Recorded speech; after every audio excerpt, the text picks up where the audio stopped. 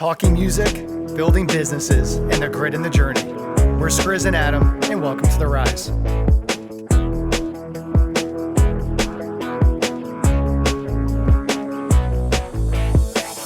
What's going on, guys? This is Skrizzly with The Rise. We are here with Adam Rosen and our second guest ever for episode 14, the big 1-4. I'm currently in East Hanover, New Jersey. Adam, where are you at? Right now, I am in Cyprus. Cyprus, very nice. Okay. Yeah, not many people probably know where Cyprus is. Honestly, I didn't really know where Cyprus was until a couple months ago, which probably says a lot about my geography skills, but beautiful country. Anyone who hasn't been here, I got to say Cyprus and Hawaii are probably are without a doubt two of the most beautiful places I've ever been to. And that is a good segue into our second guest, Chaz. We are psyched to have you on here joining us for The Rise. This is it's always a big deal anytime we can get a guest, and you're following a real legend in Ken Lewis. So we're excited to have another legend. Oh yeah. Back-to-back legends. We're going to find out why. Yeah, back-to-back legends. So Chaz, welcome to The Rise. You're in Hawaii right now? I'm in Hawaii right now. Where in Hawaii? I know there are multiple islands. I'm on Oahu, so the city. I don't even know what that means. I like it. Great. So Adam, take it away. Yeah, so Chaz, we got connected to actually one of the guys that's on your album, and I know you guys do some work together, Thomas. So shout out to Thomas. So I'm really excited to have you on. So why don't you tell us a little bit about who you are and what you're working on? So my name is Chaz. I'm from here on Oahu in the islands. I grew up here. Grew up in a not the best neighborhood, but have a lot of pride in my ghetto, Kalihi. Yeah, you wouldn't believe, man. When Fast and the Furious came out, there was like drifting and drugs everywhere. Just like anywhere else in the country in the 80s and 90s. But no, grew up here. Pursued the music. I was gonna be I wanted to be a medical researcher when I was going to college, and I ended up not doing that. What's the medical researcher? If you want to elaborate on that. I just wanted to study diseases and how to cure them. I wanted to do work on cancer research and stuff, like my cousin. And then I just got into the music life. Been doing it ever since. Did a stint in LA. Can we back a little bit? So you made the transition into wanting to pursue music as your profession and passion in life around the college time or after college time. What is your relationship with music prior to that? And just before you get into it, it's very often we hear in the country sphere, there are people that were baseball players in college and they pick up a guitar for the first time at 20 years old. And the next thing you know, they're Luke Combs. And then there are people that have literally been playing music since they were 3 years old, which is me. Not saying anyone's better than the other, but it's the same story, but it's actually a very more dynamic than that. Yeah. Well, I grew up in a musical family, but no one really did music for a living. Music was always something that we did for fun. We jammed, as a family, but they would always say music is something we love. We don't do this for work. And the reality of that is because in Hawaii, our most celebrated, internationally known artists who play Hawaiian or reggae music, we call it Hawaiian music, our version of that. Cool. They don't do it for their careers. It's not a full-time living career for them. Really? They might work. Yeah. So they'll work construction or air conditioning repair. That's really interesting. And so the music entertainment economy is all kinds of messed up. I would equate it to Jamaica, where tourism, is the primary economic model in Jamaica, right? But sometimes at the detriment of the local economy and the local people. Totally. And so I would say that for us, when you know that your family, friends, and friends of friends are, these well-known musicians, you see them, you hang out with them, but then they're working day jobs, then the community consciousness is kind of don't do music, right? That's of course my parents would say that. And right there. I have so many questions. You're saying something incredibly insightful. So I have, like I said, a ton of questions, but initially my question is, how much of this is sheerly an economic thing where it's the reason, what was the term for the genre again? What genre? Oh, Hawaiian music. Hawaiian. Is that, am I saying it right? Okay. Okay. Is like the reason they aren't is well, okay. Is the reason I want to word this correctly? Is the reason these Hawaiian artists that are incredible and well known around Hawaii, just simply because the music's market only exists in Hawaii, and because of that the market's so small, or is it a cultural thing? Is it more like you are expected to work something else? Yeah, I think it's cultural because okay, that's what I was thinking. Yeah, because the music is extremely well known and viable, right? Like a reggae or a Hawaiian artist in Hawaii can go on tour all summer long, up and down the West Coast and the Midwest, and a lot of the Pacific Islands, like Guam, even Philippines, Australia, New Zealand. So when they're on tour, and they're taking a break from their day jobs, like they're on tour. They could be on tour a lot of the year, but even then, it's still very difficult. And most of my peers in music just started working trades, right after high school, or went to community college or regular college and then went into their trade. Interesting. Yeah, but I think it's cultural. I don't think it's purely an economic model. I think it's definitely like a combination of like there's like what your family says, so cultural, right? There's the economic lack of diversity and competitive market, you could say, and then also like the lack of education, right? Like Hawaii does not rank very high in terms of like public education in the United States. And as we know, when public education suffers, the thing that gets depleted first is the arts. So, we don't grow up believing that music is something that we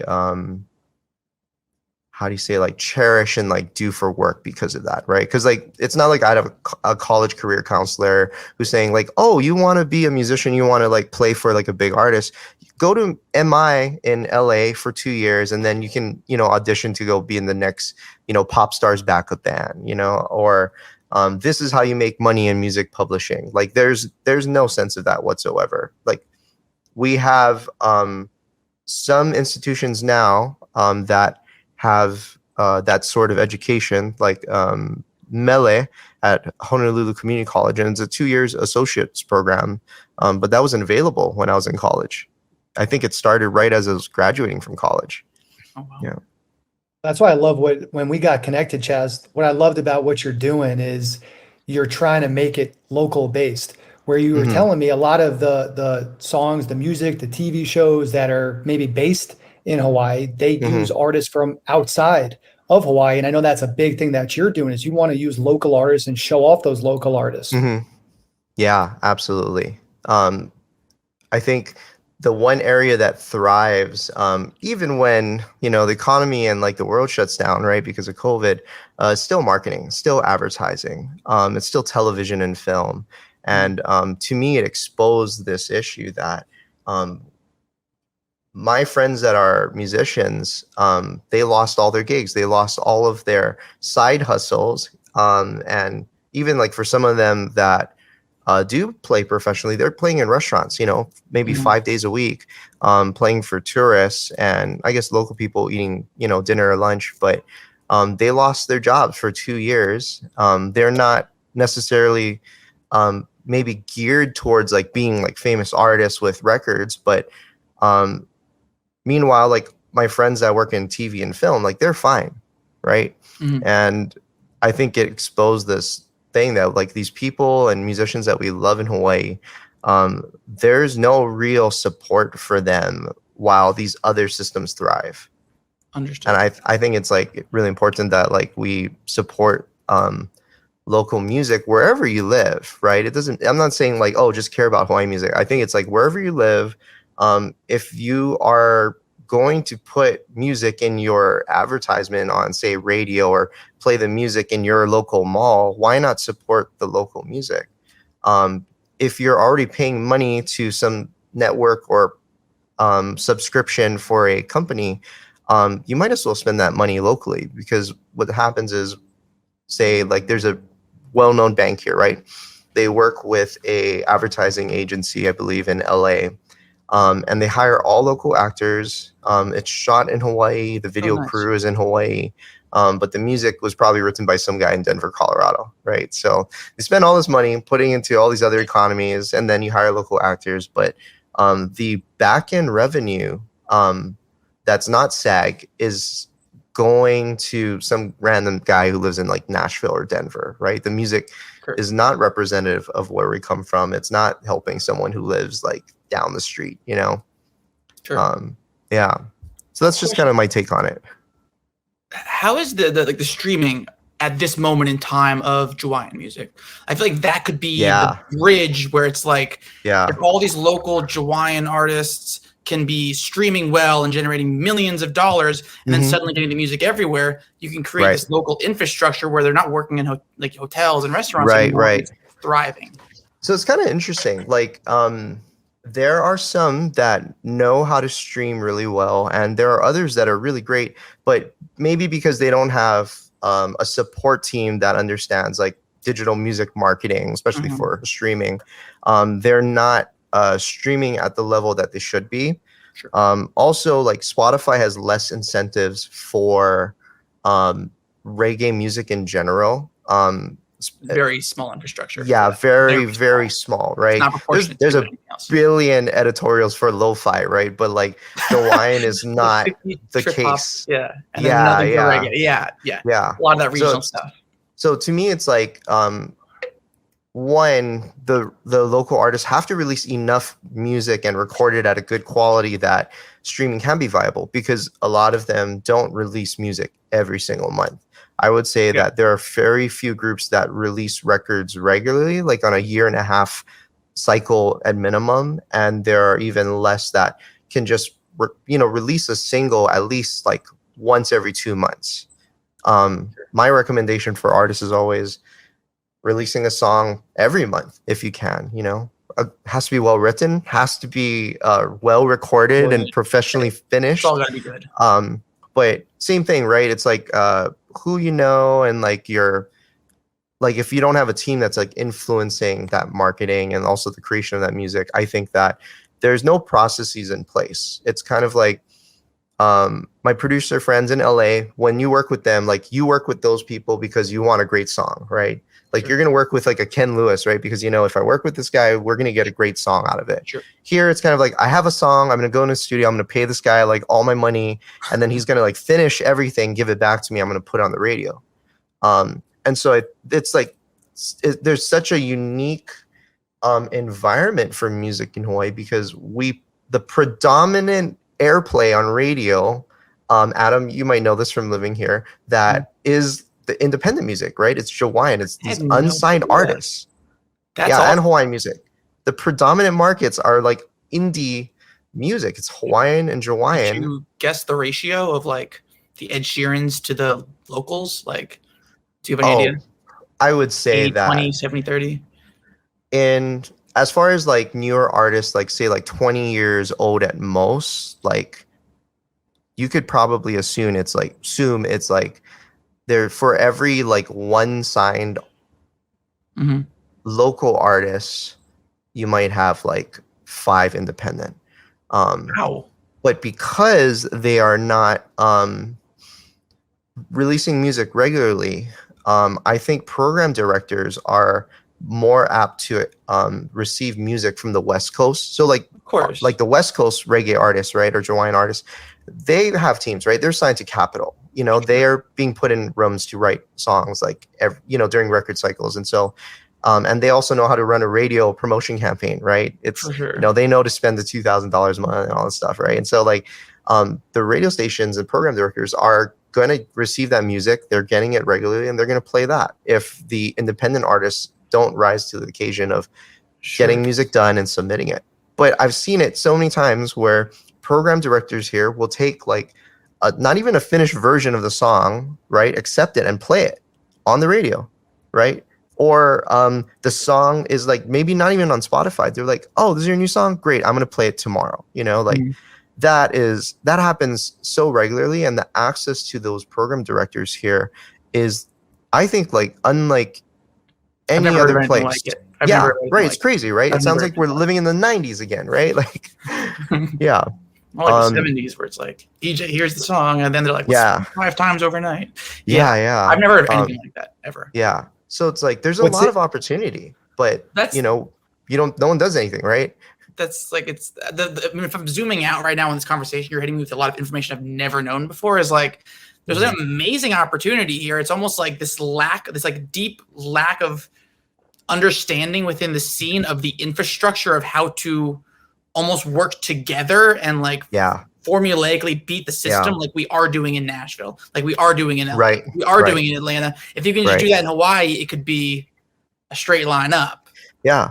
And you seem to have all the answers. Like, so hopefully everyone hears this podcast and starts, I mean, you're preaching all the things that rappers have been saying, like my mentors have been saying.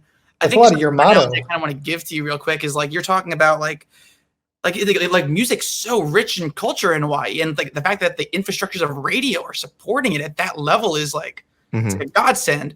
But you're saying like the superstars are also construction workers. And I think for someone like me, when I was 19, one of my best friends is a rapper named Chris Webby. And like I produced a project for him. And when he put it out, it was like the first time I ever made a beat. It was like the second beat I ever made. It was like, it wasn't sick, but it got like 35,000 downloads the first day. And I was like, I can do this for a living. You know what I mean? Right. It's like, it very much is like when you grow it's like, oh, it's like my friend Chris does it, so I can do it. You know what I mean? I still think that to this day. I was just at his house. You know what I mean? And it's like, there is so much opportunity in Hawaii. I mean, clearly, like the culture is very deeply rooted in this music you're talking about. And it's when tourists go too. When tourists go, the difference between Hawaii and a lot of other places that you might vacation that are beautiful and on the water and have great beaches is you go to Hawaii partly for the culture, where that is a big thing that you want to take in when you go to Hawaii is the culture, and a big part of culture, any culture, is around the music. And when I'm driving around, I'm not listening to top 40 music. I'm not listening to country. I might be listening to you, Skrizz, but that's just about it for mainland type music.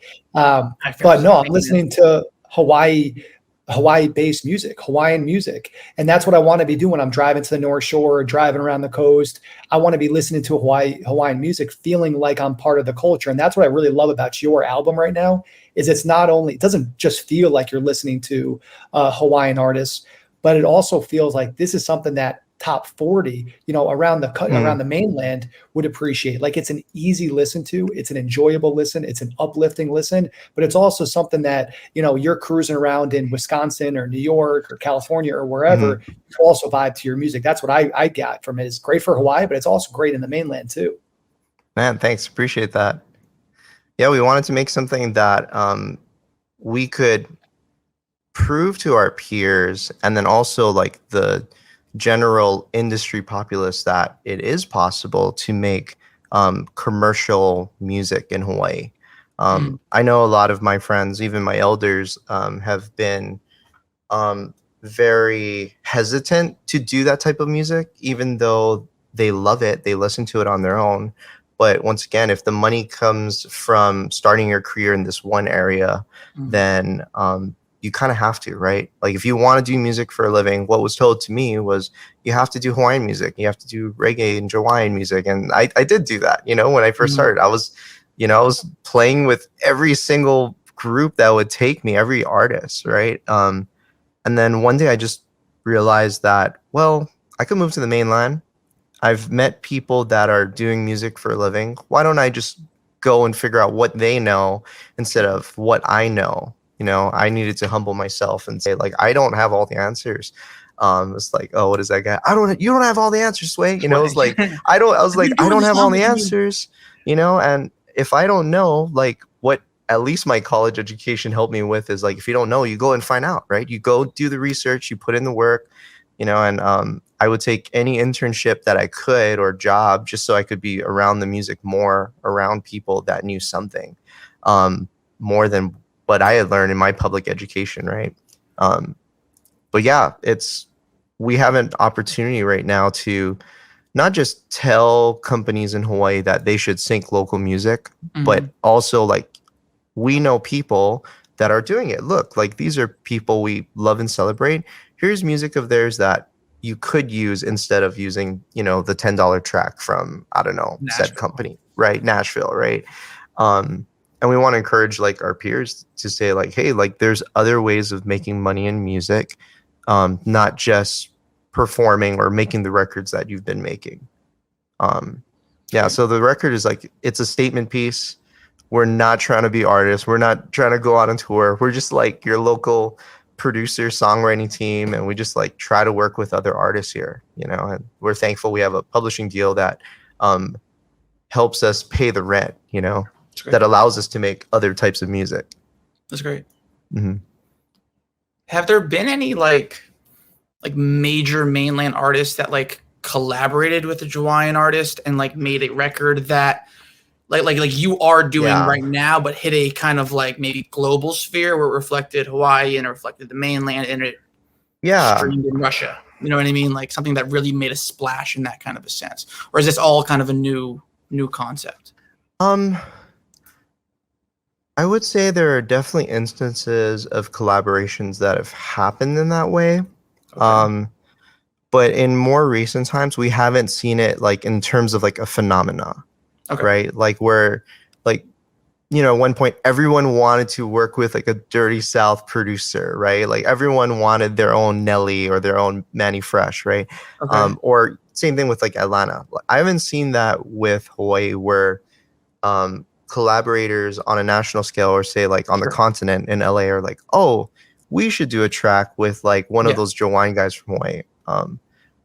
I think one instance I can think of is J Boog.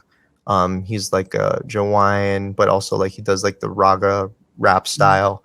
He had a song that Rihanna, I think, like covered or like sampled. I want to say it was called "Do It Again." It was a while ago. It was Do It Again. I think it was Do It Again. Yeah, I think so. I think who else? But that would definitely make a splash, at least on like the awareness of the sound and the culture and the feel. Yeah.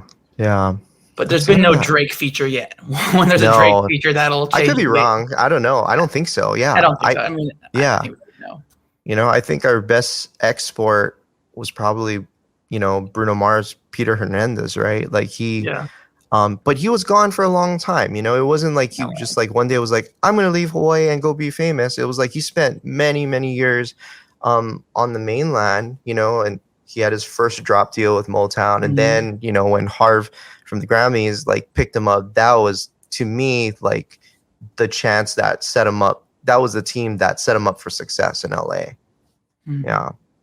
You spend time in LA, you spend time obviously growing up and living most of your life in Hawaii. And it is such a unique place. Like that is something where if you go to Hawaii and you do not embrace the culture, it just isn't going to work. You're not going to fit in. But if you do go to Hawaii and you do embrace the culture, you're going to find it the most beautiful, amazing place in the world. Can you share a little bit? I know people that are listening and watching this from your audience, of course, already know this, but from our audience that maybe has never been to Hawaii, can you share some of the difference, even just cultural differences from your time on the mainland versus Hawaii when it comes to music? When it comes to music, and even whatever you were just about to say, first share that, and then I want to dive into music too. Yeah. Okay.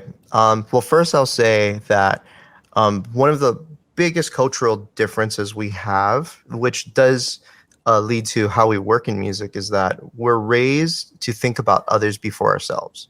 You know, we're like, if you don't think about what you're doing and how it affects other people, like there are repercussions, you know, from your family, your uncles. My neighbor whooped my ass, you know, when I was a kid doing something wrong, you know, like, so yeah. And so like, that's like ingrained to us, you know? So like it affects everything from like the way we drive, the way we check out at the grocery store, and even to like how we support things or like create things.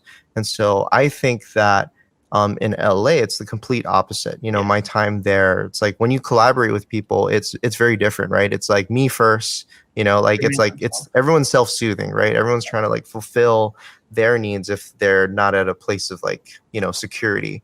And I would say that in Hawaii, I think we're more likely to be considerate of like the vibe in the room, or like considering others. Like if I in LA, if I go to a session, right, like no one's going to think to bring anything for the people who are hosting, or or just like buy lunch, right?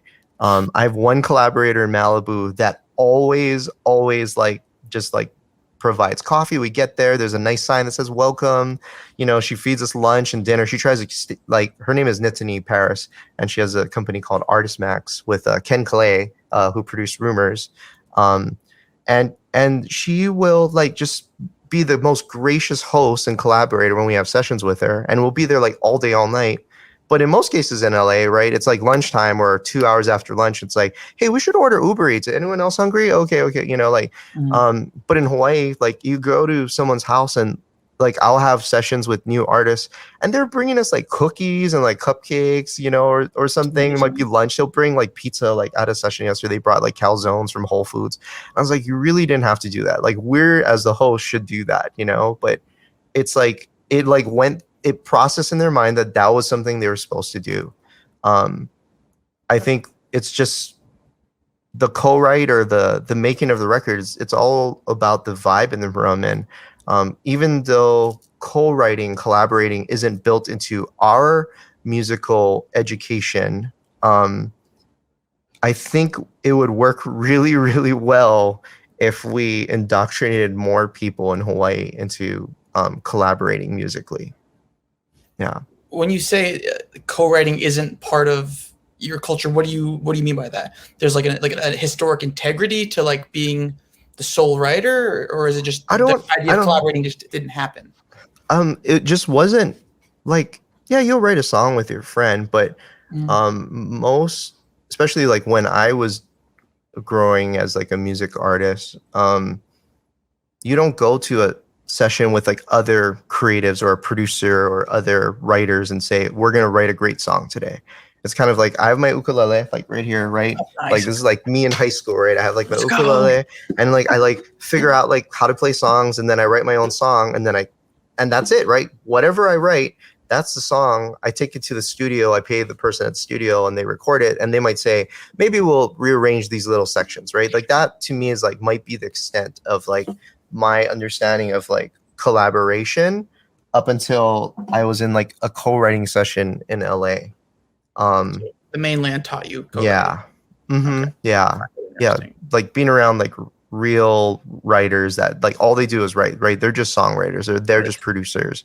To play devil's advocate, sorry to cut you off. Yeah. It's like a lot of people, you're saying like to be on the mainland and to be with real songwriters in LA, and then some people will literally say the total opposite, where it's like, oh, you're only a real songwriter if you don't co-write. You know what I mean? Where it's like you're only a true Bob Dylan or a true Bruce Springsteen or a true Tom Petty or whatever. If there's two different ways to look at it, where it's very much just like you're shunned upon for like, oh, my publisher is going to sit me with 3 writes every single day for 365 days a year in Nashville, and I'm a slave to songwriting, and I'm just writing the same, you know. I just find it really interesting that I mean, what you described as your extent of co-writing is just an engineer chiming in, which is the absolute bare minimum. You know what I mean? Yeah. It's like, interesting. Yeah. Yeah, it was wild for me to like experience that. And it was a hard transition when I first, like was forced to do that, but I love it now. To me, like that is the way, like quoting The Mandalorian, right? Like to me, it's like the best music I've written, the music I'm most proud of has come out of those scenarios where it wasn't just my idea or my input. It was that competitive atmosphere and like a bunch of people like in a life raft, trying to find the song that made the most beautiful work. It's kind of like movies, right? Movies have like thousands of people that work in all these different creative departments. And like after several years and a bunch of money, it's like you have the Lord of the Rings, right? Whereas like music, it's like there's 2 guys, maybe, and like you throw them in that same life raft and say like, go make something great, Spot on. Yeah. I think my parents' generation, I will say, like they really appreciated songwriting. And I think because my generation and my peers, like we grew up listening to like Blink-182, okay. I think we aspired to be artists more so than like aspire to like write music. And so most of our time was spent in the garage, right? Like playing in bands or like playing with one another, right? Yeah. And there was no time that we spent like, you know, equal amount of time that was like, okay, I'm gonna write a great song. You know, it's like you had to write a song to play with the band, but it wasn't like you spent all your time, you know, like obsessing over writing songs. Where I think my parents and like my uncles, they loved like Kenny Loggins and Jim Messina, right? Or it was Neil Young or Bob Dylan, right? And like there was a whole culture in the 60s and 70s it was all about songs. You know, like you could argue like whether or not they were like great singers, but it was primarily focused on the songs. 100%. And I think now it's different. Like we see superstars and like, man, I also want to be like Bob Marley, right? Like, but you don't appreciate Bob as like, man, as a songwriter, he was fantastic, right? He had a great group of people around him. Kind of like chiming in on that. Like, here's just a little bit of a side thing, but it's like, here's an extreme example of what you just said. And I just discovered this like a week ago, and this blows my mind. Shania Twain, okay? One of the best-selling artists of all time. Sex symbol, mega pop star, country star, like female country Jesus. Like, she's unbelievable. Right. She alone wrote every single song she ever released. The reason we don't talk about that, there's no marketing value to it at all. I had no idea until I didn't even Google it. I just like looked in her metadata. She wrote every single song she released by herself. She's like the Bob Dylan of what she does. And then I'm like, was this hidden? And then so I Googled it more, and it was like every interview, even on her like Instagram page, she talks about songwriting. She's like, I love the cadence, and she's talking about the rhythm, and she's like a songwriting nerd. And I'm like, I think we just overlooked it all these years because she was hot. Like, I don't know what it is, but it's a funny thing. Like you're saying, it's like when we're kids, we just want to be Led Zeppelin, and the prerequisite to being Led Zeppelin, or like the grunt work, is like actually writing the song. You know what I mean? Where that's actually the most important thing by a landslide. And then you write all your music, right? Wait, what? You write, Skrizz? Do you write all of your music? Is that all you? Every song is I all co-write you, every once in a while. I co-write every once in a while. I co-write first. I write like 90% of it by myself, but I co-write. Kind of chiming in what Chaz said. Two really interesting things. He was like, you kind of described the songwriting session scenario as competitive, but then you also just like 5 seconds later described it as you all on a life raft trying to get to like land. And I think it's like a really interesting thing. It's like, you're surrounding yourself with talent, and you're challenging each other to get better in a competitive sense, but you're also like helping each other and raising each other. And I think a lot of people don't realize that about like my second album was, I think, almost entirely co-written with a good friend of mine, Bryce. And then the most recent album, I barely worked with him at all. And it's not because I don't like Bryce. It's because like when I was in this competitive helping each other scenario, we just plowed through every wall together to the point where I think I was talking about this on my last podcast. Like now I wake up and I'm just like, it's almost like my co-writers are with me all the time, even when I'm alone, if that makes sense. Yeah. Like you can still like hear their true north, right? Like, yes. And I know what they would have done. And like, I have more confidence to know what I will do. And like, I've been there so many times that I'm not intimidated by what's going to go wrong. I just know it's going to go right. I think you'd probably understand that. Yeah. It's like, it's the education we could have never, paid for. It's priceless, that those experiences, even though they could be rough, the first, 50 times or so, but you're right. Like, it's like, I have a sense of what's good or maybe not so good because of, getting schooled, because of writers or artists or producers that were more seasoned than me, that were coaching me and explaining like, this is better because of blank, They have an explanation for why this wording is better, why this cadence is better, why the melody should change here. And like, you at a certain point in time heard their explanation, you understood it and you agreed with it, and now it's part of your mental vocabulary. Right. That's just totally what it is. Right. And like, back to what you were saying about like sessions going wrong, it's like, sometimes you'll get in sessions and like certain people you will never click with, but you learn from that fact that you're never going to click with those people too. Yeah. Yeah. When you guys hop in the studio, when you guys hop in the studio, do you always know the person you're collaborating with, or have you ever been thrown into a All situation the where time. you have never talked to them, time. never met them, and how the hell One do of the you worst like? experiences of my How do you? life. All the time. Yeah, talk to me as someone who's never been in a studio before. I'm sure a lot of the listeners, same thing. Like, guys, talk to me. What is that like? I'm just an asshole. I Sometimes it works, sometimes it doesn't.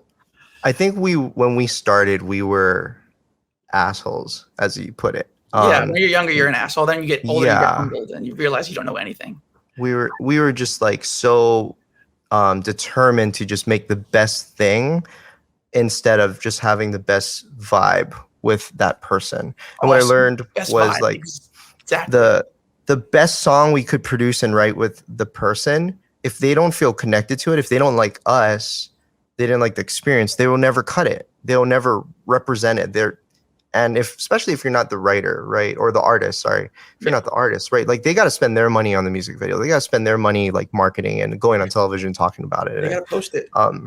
You know, like maybe back in the day when you had a record label that was like, hey, look, we're spending millions of dollars on you. You got to go push this single, right? Like that's like not the world we live in Hawaii. You know, most people aren't with a record label that's dropping, you know, the $250K to like launch their career.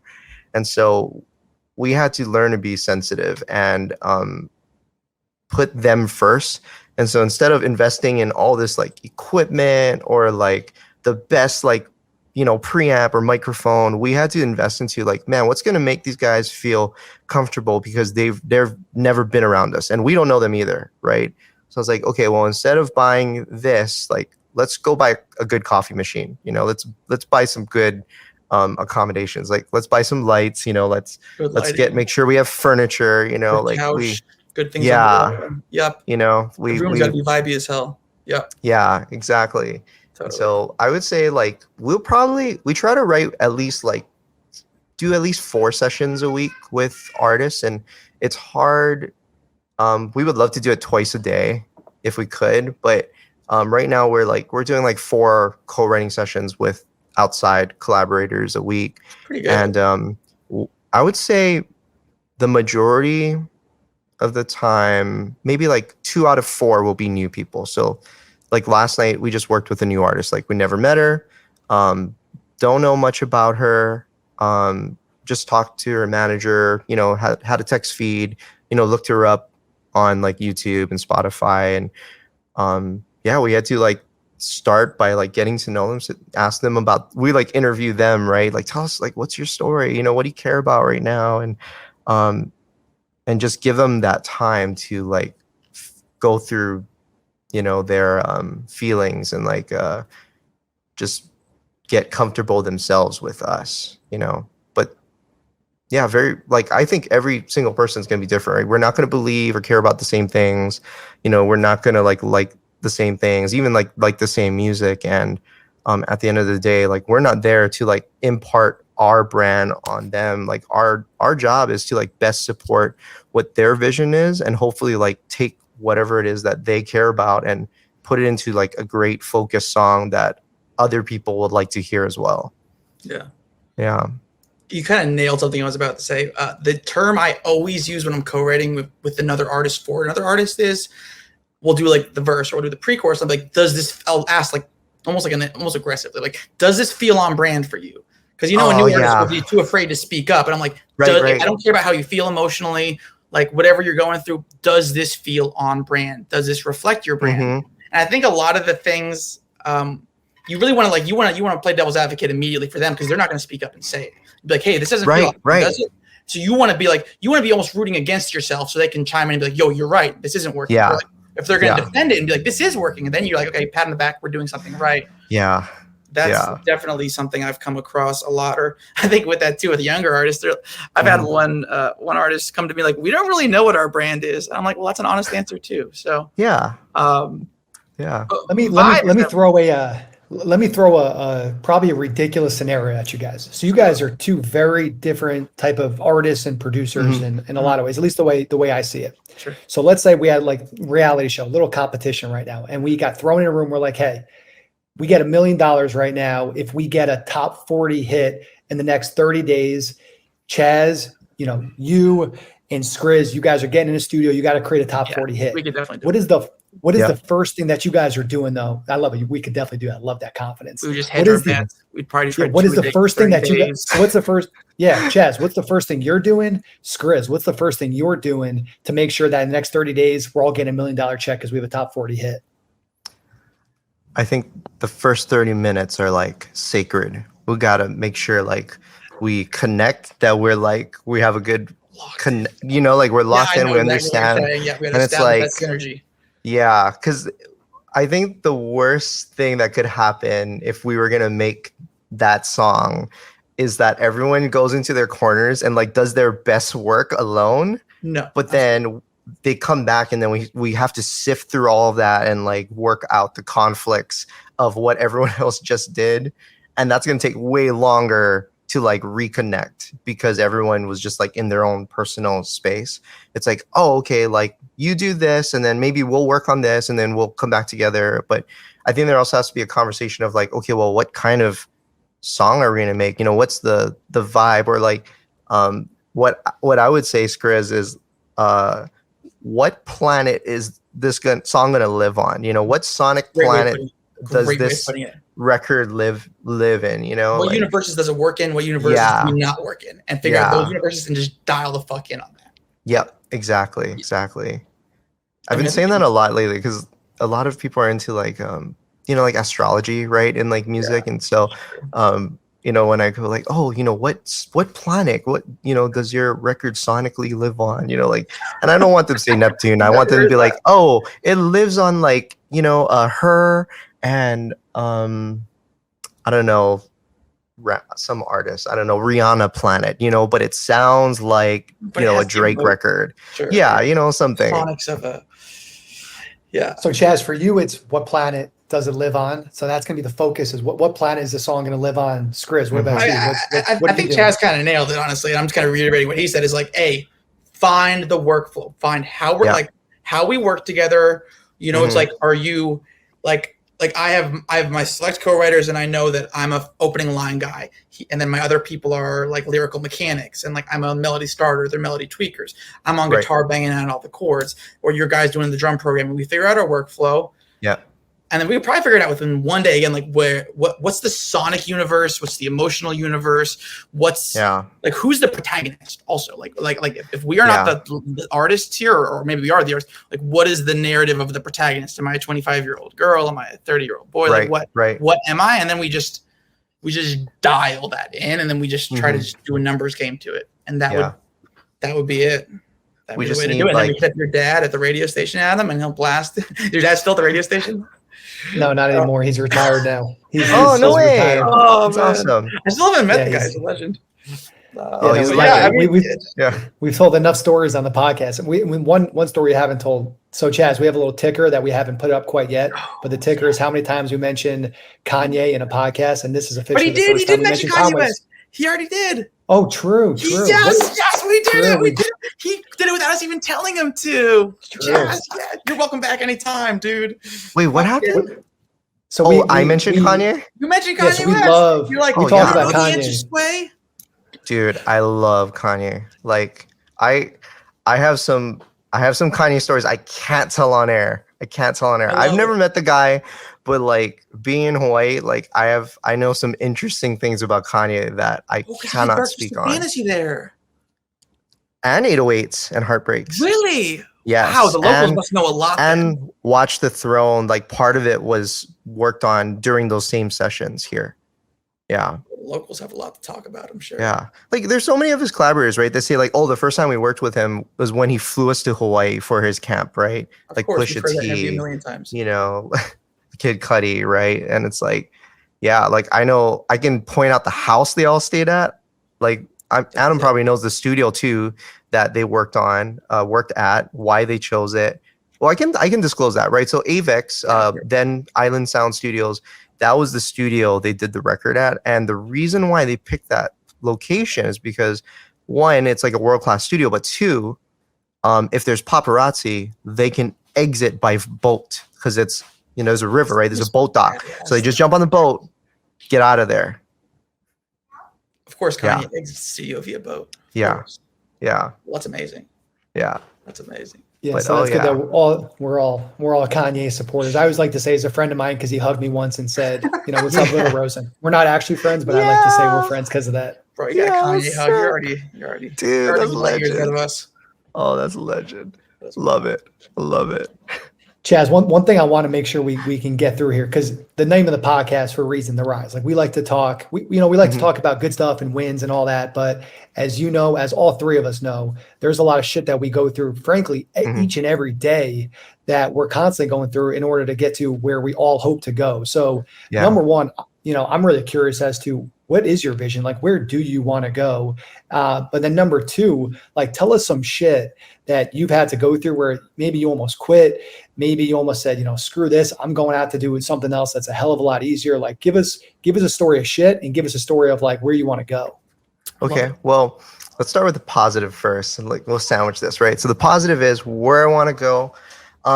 In the next 5 years, I want to train an army of producers that don't want to make a business model out of, oh yeah, I'll like record, you said local indie artists. Yeah.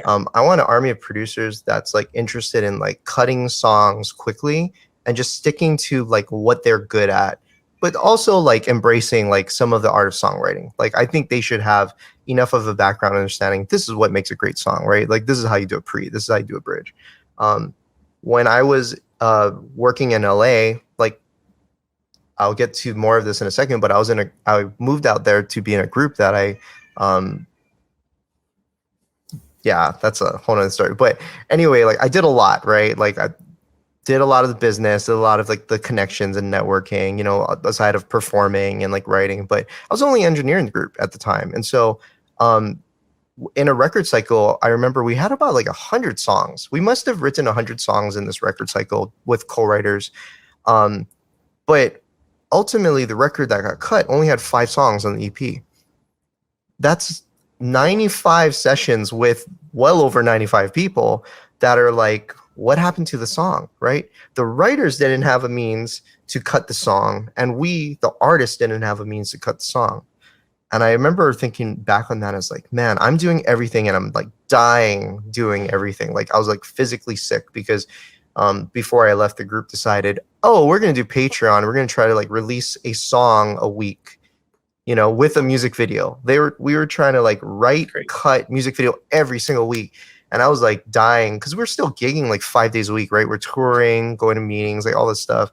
And I remember thinking, man, I wish I had a way to just focus on the part of this process that I'm like actually good at. And I couldn't explain that to anyone. Every time I would try to explain like, look, I'm not a mixing engineer. I'm terrible at this. It takes me a long time to mix records. I am not good at that. I'm good at this, but I'm definitely not good at that, right?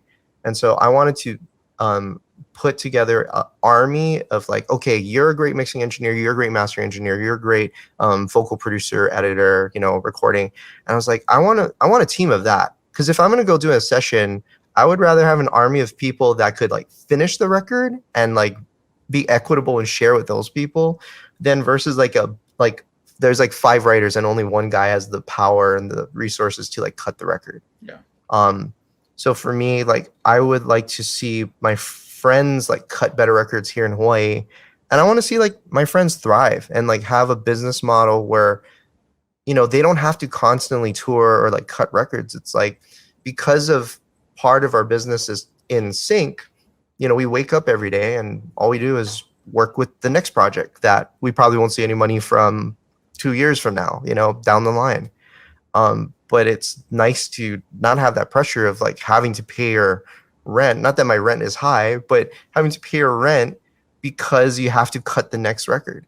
Mm-hmm. I love that.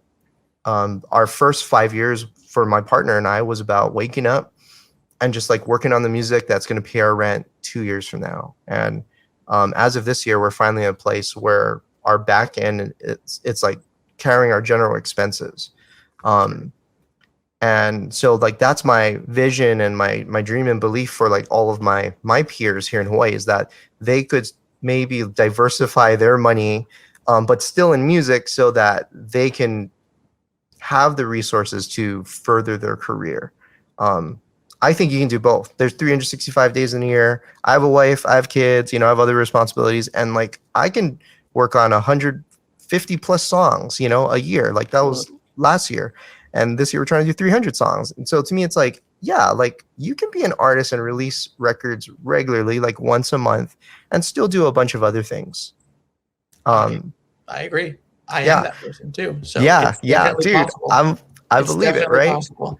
Yeah, and so there's that. Real quick on that, Chaz. Before you move on to the next piece, and I want to give both you guys, your due right here. Skrizz, like you do a phenomenal job of just constantly putting out new music after new music, but it's not like you just put out new music.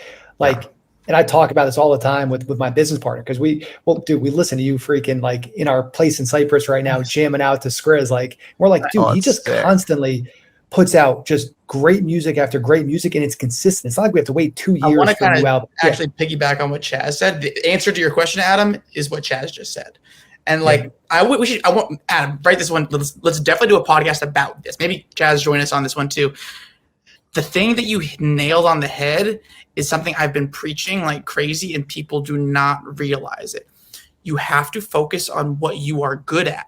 And if you are not 110% at mixing or vocal comping or mastering or this part of the writing process, you need to work with somebody who is and come up with a business model that is, I am literally texting somebody while the podcast who is my vocal comper, and we are delegating that. And I know I am good at like 3 things in the record making process, and I'm good at overseeing the whole thing. So you really have to work with people around you and incentivize. And like, how do you incentivize them? Be really, really good at what you do. Michael Jordan being Michael Jordan incentivizes the shit out of Scottie Pippen. You know what I mean? That's just and he needed Scottie Pippen. He needed Steve Kerr. He needed Luke Longley. Really nailed that, and no one's talking about it. Like, and Chaz, it's not cool, right? It's not cool, like if you are a big time producer or if you are a or an artist, right? To be like, oh yeah, like my team around me is like why this works, right? They gave me the tools. Like you're just not trained to do that in PR shape, right? You're not. But like the truth is, like, like people are successful because it was a collaborative effort, right? That's how you get the Michael Jordan, the Chicago Bulls, right? Yes, exactly. Yeah. And that's how you consistently win championships. It's the same thing. It's the same thing. The pieces have to complement each other. It doesn't matter if it's music, business, sports, it doesn't matter. And Chaz, what I think is cool about what you're doing, what you're working on, and specifically in the Hawaii community, because it is a unique community than being on the mainland, is I always think with anything in life, if you want to be successful, the greatest thing you can give a young child, but really anybody, is just showing them that it's what's possible if you do X, Y, and Z. And that's what I think you're doing a phenomenal job of. And, when you talk about your vision and where you want to go, like there's no greater gift you can give to the community versus saying, hey, here's what's possible. It ain't going to be easy, but if you want it, here's the steps to do that. And we're here to help you along the way, which, if you don't have that, how can you can't hit what you can't see, right? The quote from Zig Ziglar, you can't hit what you can't see. And you're just showing them what's possible and also giving them the tools to get there. Yep. Yeah, exactly. Yeah. So now let's hear about the shit. Let's hear about like the times if there was any like shit. I'll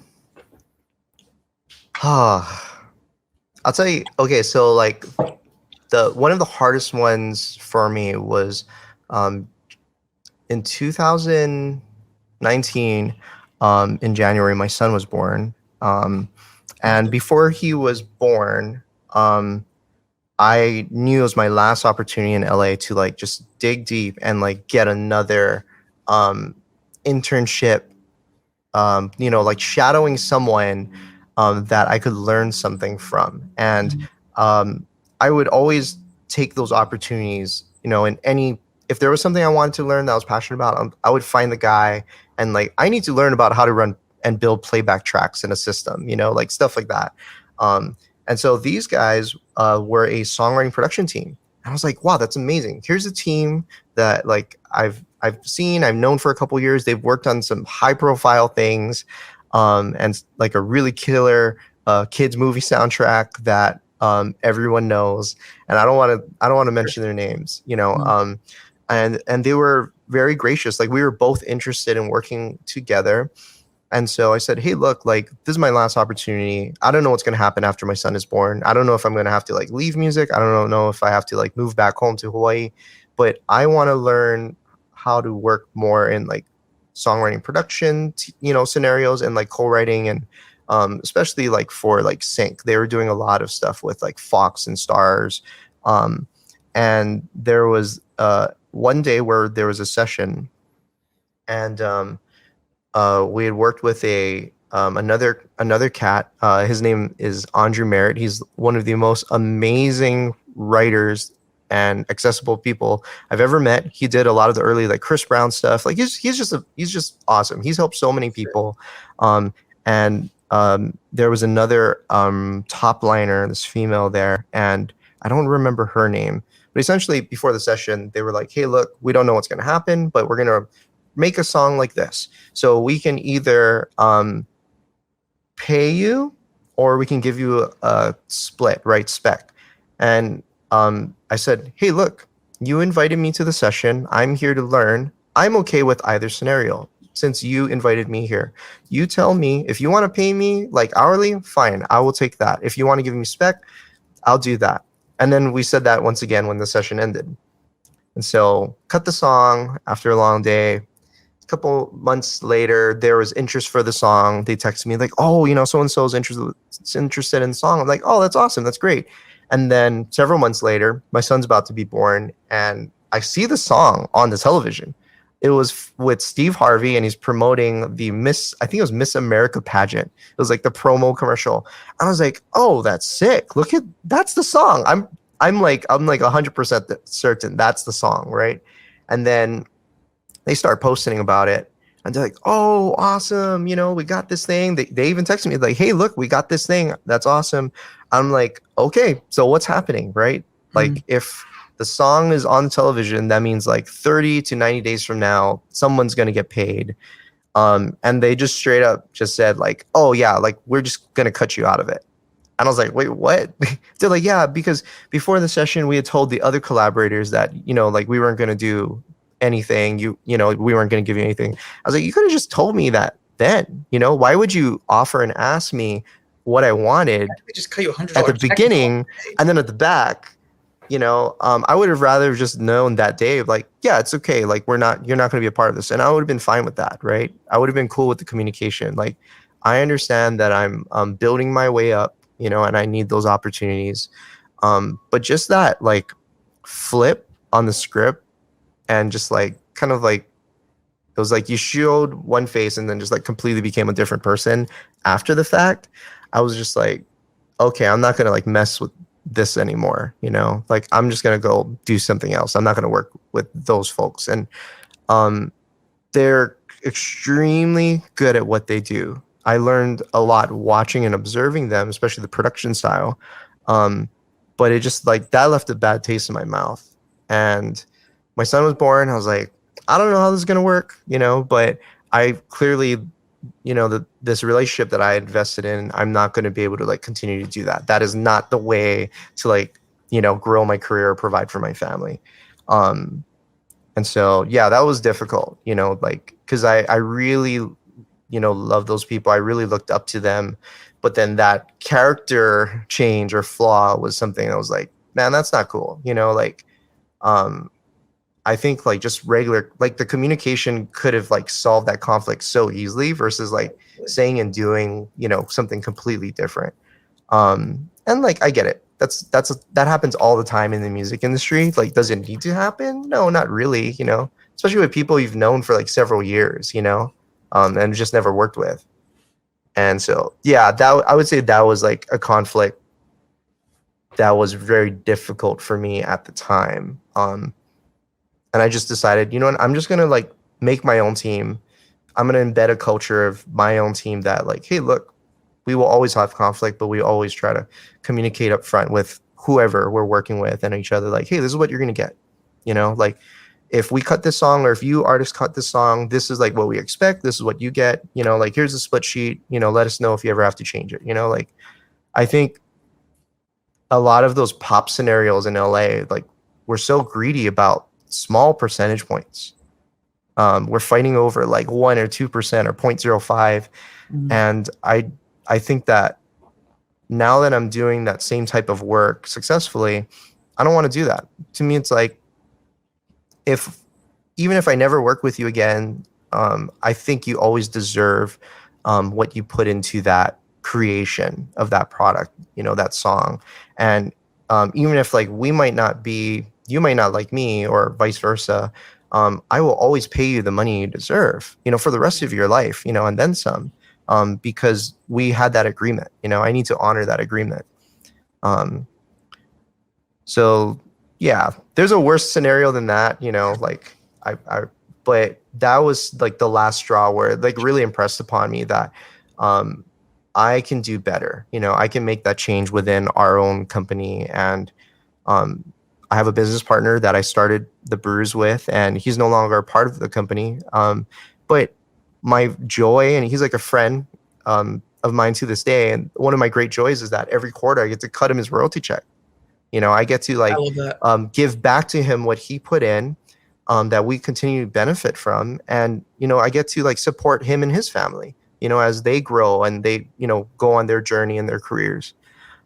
So that to me is like very healing for myself, that I get to do for my collaborators what others couldn't do for me. I love that. Yeah. Yeah. Yeah. Great. Sometimes those toughest lessons are the reason we finally break it's the last straw, right? Where we finally say, no more of this, and we're going to make our big change. And it sucked. You obviously could have made some money from that, but the amount of money you gain from that lesson is a hell of a lot more than whatever you would have made from that spec. Yeah. And you know what? You can always make more music, It was hard for me to hear at the time, but now it's like I've made so much more music that, benefits me. And, I'm where I am in my career. I have no idea where those people in their career is, but, I know that I'm continuing to just build relationships off of just goodwill. Yeah. Absolutely. So go ahead, and then we'll close it off to wrap up. Yeah. I kind of want to piggyback off what Chaz said. There's like a Pharrell quote that he speaks upon. It's like, making music got you here, and when you get in a tough situation, making music will get you out of there. That's right. And I think the name of the game is, if you want to work in music, you just got to make music all the time, and it's going to take you through everything. Yeah. I mean, look, Pharrell. It's Pharrell. Yeah. So I think it's a message to any of the musicians out there that are like in that tough record deal, or they got their $1 million deal and they're stuck and they don't know what to do. Like, just keep making music. That will get you the mix engineer you want. That'll get you the agent you want. That'll get you whatever you want. Just make the music. That's what it comes down to. Yeah. That's a hell of a currency. Skrizz always, exactly. It's the currency. Skrizz always with the wise words, almost to wrap it up. But before we wrap it up though, Chaz, share what you're working on, what you're most excited about, and then of course how people can find you. So give a little shout out to all the good stuff that's going on with you. I'll say, if you want to find us, just go to our IG. It's TheBrewz, Brewz with a Z, 808, and our link tree populates with all of our links and information. If you want to see our latest sync or our discography, like we have like 8 or 9 hours worth of like music we've collaborated on at this point. That's all of our releases go up on that playlist. And I'm trying to think what else. Oh, we're going to relaunch our website next week. We'll finally have merch. We got a bag of coffee that we did with our favorite coffee shop in Portland, Push and Pull. Shout out to those guys. So Brewz, we got to sell some like coffee beans, to the good folks that love coffee beans. And we have a long sleeve pale pink shirt that we're going to put out really soon too. That's going to say Sync Local on the back. And so that's going to be like our walking billboards to like just promote that kind of culture here in Hawaii. Support your local creators, support your local music makers. I'm trying to think what else. Instagram. And by the way, we'll put all these links. So you can get a link to that you want to drop in there. We'll put it in there. But any other links? Instagram. Like our YouTube, we have like some travel vlogs when we're like doing records. But really, like, we're not trying to like be big artists. So like we try not to spend too much time doing the socials. I try to post once a day on Instagram and keep people up to date. But we're just trying to do our best to like support other local artists here. And we're trying to prove with our record release, like, hey, this is how you release a record, and not just like let it go into the ether, like love it.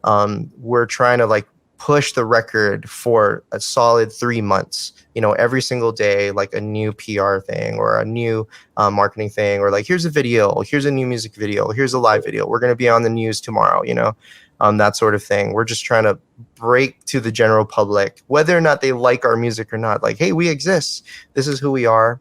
And so thanks for giving us an opportunity today to like be on your show. We could talk all day. And rep us. And yeah, we're actually wrapping our next record right now. So we finished this record like a year ago. So in the same way, we're trying to show our peers, this is how you do a record release. You know, you queue it up at least 3 to 6 months prior. And so right now, this coming month, we're going to be finishing our record that we put out next summer. And I haven't said this publicly yet, but like the moment that we wrap this record cycle at the end of August, we're going to drop a EP in September, top of September. And it's going to be completely different. It's like Tyler, the Creator, like indie, like some rock elements, like real funky, weird hip hop beats, stuff that we've never dabbled in before. But there's this artist here that I'm putting my money on. His name is Devin Chef. All of his friends are getting publishing deals, and this is the one guy that I met from that group is like unsigned.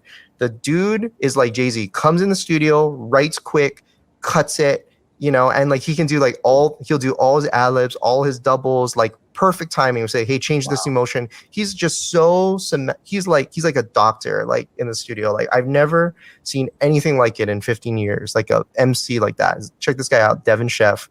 We're going to drop an EP with him. And trying to think what else. Yeah. And then after we drop that EP, we're just doing singles every month. So we're going to do the thing that we're preaching and telling artists like, hey, drop a single every month. We're going to do that after September. I love it. That's the way to do it. I like album, EP, singles. That's you shouldn't wait 6 months after the album comes out to do something. It's just get right to the next thing because it promotes the album. It always points back. Exactly. The best marketing for old music is new music. Hey, there you go. There you go. Guys just got so much wisdom inside of that head of his. No wisdom. Yeah. That's wild. Well, Chaz, man, I appreciate you being on. It was great to chop it up with you for a bit. And we appreciate you being here with us. Dude, thanks for the productivity. Guys. Oh, thank you. Thank you. I look forward to meeting you one day, Skrizz. Yeah, I got to come to Adam, take me to Hawaii. Yeah, dude. Come down, man. For sure. Yeah. Well, yeah, we'll record an in-person, in-studio podcast. It would be sick. Yeah. Maybe a little writing camp, maybe a little vacation. Oh, yeah. Why not make music? Yeah. We'll be like Kanye. We'll be like Kanye. We'll be doing what Kanye. Why not, right? Why not? Cool. All right, gents. We'll talk soon, all right? It's been real. Peace out. Guys. See ya. Aloha. Bye.